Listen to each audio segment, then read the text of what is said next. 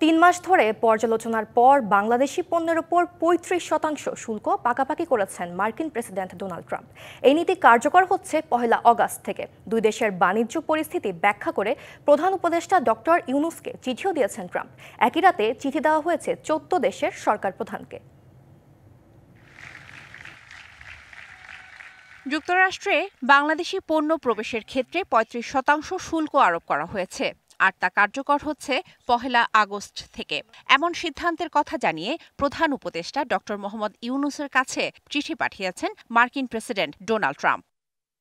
চিঠিতে প্রধান উপদেষ্টাকে প্রিয় ডক্টর ইউনুস সম্বোধন করে ট্রাম্প লেখেন, বাণিজ্য ঘাটতি থাকা সত্ত্বেও বাংলাদেশের সাথে কাজ চালিয়ে যেতে সম্মত যুক্তরাষ্ট্র। তবে বাংলাদেশের শুল্ক এবং অশুল্ক নীতি ও বাণিজ্য প্রতিবন্ধকতার কারণে সৃষ্ট দীর্ঘমেয়াদী এবং অত্যন্ত স্থায়ী বাণিজ্য ঘাটতি থেকে সরে আসার আহ্বান জানান তিনি।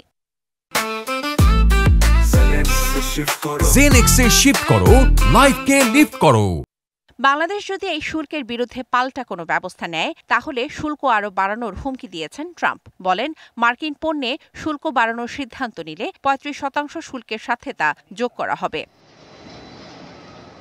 গত এপ্রিলে বাংলাদেশি পণ্যে ৩৭% শুল্ক আরোপ করেন ট্রাম্প, যা ৯ এপ্রিল থেকে কার্যকর হয়। তবে বিশ্ব অর্থনীতিতে টালমাটাল পরিস্থিতির সৃষ্টি হলে এসব শুল্ক ৩ মাসের জন্য স্থগিত করেন তিনি, যা আগামীকাল শেষ হচ্ছে। এর আগেই নতুন করে বাংলাদেশি পণ্যে ৩৫% শুল্ক আরোপ করলেন ট্রাম্প।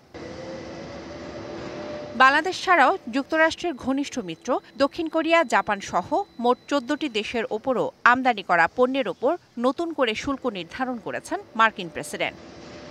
শোভন শাহমিন দিশা, ডিবিসি নিউজ ডেস্ক।